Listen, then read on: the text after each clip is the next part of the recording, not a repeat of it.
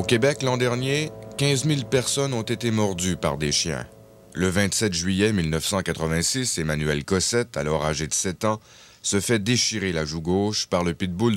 Pour la famille Cossette, c'est alors le drame. C'est certain que tu vas l'enfermer. Alors, il a dit oui. Ne crains rien, je vais l'enfermer. Et il ne l'a pas fait, puis ça a peut-être pris 5 minutes. On a entendu hurler Emmanuel.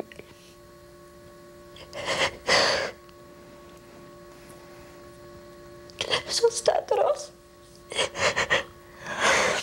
Le père d'Emmanuel a de bonnes raisons d'être en colère. Le visage de sa fille est à présent atrocement défiguré. De plus, Emmanuel a bien failli rester le chien en arrachant une partie de sa joue a presque touché la veine jugulaire, sans oublier toutes les conséquences qu'allait entraîner ce fâcheux accident.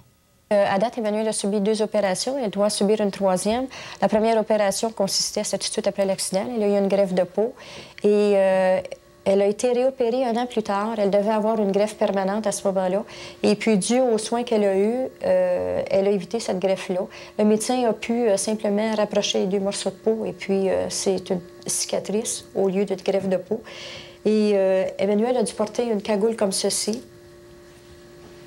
Jour et nuit ou...? Non, seulement la nuit, approximativement une période de 12 heures. Elle a porté 4 et 6 mois.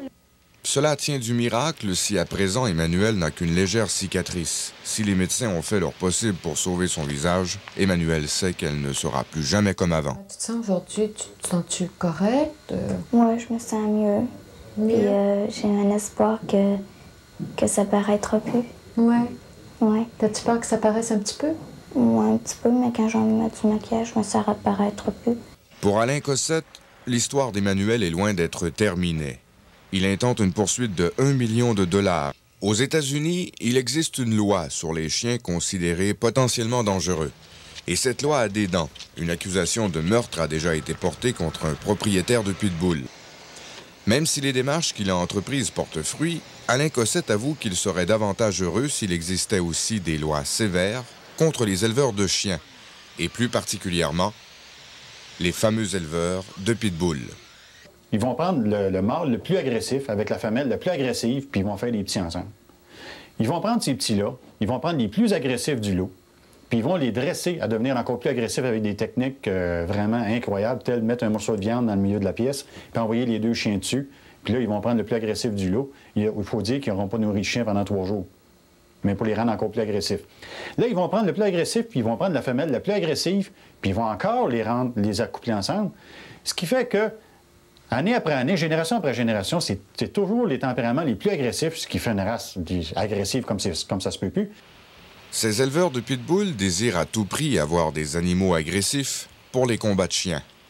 Et c'est là tout le problème, car les chiots dont le caractère n'est pas assez explosif sont vendus à des particuliers. Les éleveurs de pitbull sont en plein cœur d'une mini-industrie qu'on pointe du doigt comme première responsable des attaques de pitbull contre des citoyens ordinaires. Notre équipe a réussi à s'infiltrer dans un de ces réseaux clandestins. Dans un sous-sol de Montréal, nous avons filmé un des entraînements qu'on donne aux pitbulls qui sont destinés à des combats de chiens. Ici, un pitbull court sur un tapis roulant. Outre les appareils pour développer l'endurance des chiens, les entraîneurs ont également recours au rôle. Ceci consiste à mettre un chien en présence d'un autre chien afin de tester son agressivité. Cette confrontation est stressante pour les animaux. Ici, un des pitbulls, saisi par la peur de mourir, urine sur le plancher. On nous amène voir une chienne allongée avec ses petits. Son entraîneur décide de l'envoyer au rôle dans le seul but de nous en mettre plein la vue, sachant que cette chienne, dictée par son instinct maternel, manifestera une agressivité peu commune envers son adversaire. Les combats de chiens sont sanglants. Il est fréquent que les bêtes terminent le combat avec les pattes fracturées, le museau ou les oreilles arrachées. Ils ont souvent des abcès dus à des blessures mal soignées. Un combat dure généralement 20 minutes. Imaginez lorsqu'un combat dure 2 heures. Quand tu parles d'un combat de 2 heures, c'est là qu'un chien peut mourir de choc hypovolemique. Ça veut dire qu'il a perdu beaucoup de fluide, beaucoup d'eau, beaucoup de sang. Puis cette réserve-là, elle est finie. Fait que le chien, avec le manque d'eau, il commence à sécher, lui, puis il peut mourir comme ça. Les combats de chiens sont illégaux tant au Canada qu'aux États-Unis. La peine prévue est de 7 ans d'emprisonnement. Les photos noires et blancs que vous voyez présentement ont été prises dans un sous-sol de Montréal. La dernière descente de police dans une arène de combat de chiens au Québec remonte à 1974. Selon nos informations, cependant, des combats de chiens ont encore lieu dans certaines villes du Québec. Les amateurs de combats de chiens vendent les chiots les plus dociles à des particuliers et conservent les bêtes les plus agressives pour les combats. Ces bêtes de combat vont mourir au bout de leur sang ou seront abattues par leur maître. Le propriétaire d'un chien de combat s'attend à ce que son animal ne recule pas devant l'adversaire. S'il n'attaque pas, c'est alors un peureux, ou dans le jargon du milieu, un jaune. Et notre interlocuteur nous révèle les moyens qui sont utilisés pour se débarrasser d'un jaune. Une carabine, ou bien on peut lui donner une injection aussi d'épinéphrine qui pourrait tuer le chien. On lui donne une overdose. Puis... Moi, je cherche l'ultime machine de combat. C'est le meilleur chien que tu peux trouver. Au moins un chien qui est game. Ça me dérange pas s'il peut pas mordre, en autant qu'il arrêtera pas. S'il arrête, ben, bye-bye. Une race de chiens tueurs, ça n'existe pas. Des chiens génétiquement irrécupérables, oui, mais dans moins de 2% des cas.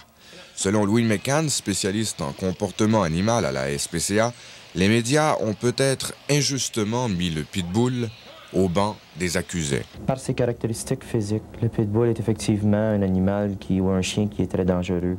Au même niveau que d'autres chiens, par contre, comme le Rottweiler, le Doberman, le berger allemand. À un moment donné, on a entendu parler de ces types d'animaux-là qui avaient été impliqués dans des attaques et qui avaient causé de sérieuses morsures. Qu'il s'agisse du fragile Chihuahua ou du brave Saint-Bernard, tous les chiens peuvent devenir agressifs. Cela dépend de la façon qu'ils ont été croisés.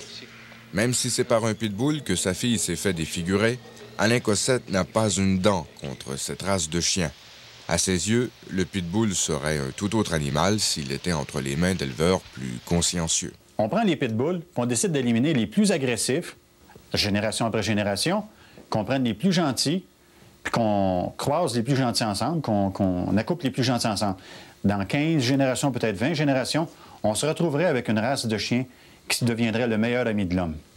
Des pitbulls gentils, ça existe. Celui-ci, par exemple, adore les enfants. Dans un combat de chiens, cependant, il ne ferait pas vieux os. Son maître n'a pas voulu qu'il sombre dans la délinquance canine. Bref, il n'y a pas de mauvais chiens, il n'y a que de mauvais maîtres.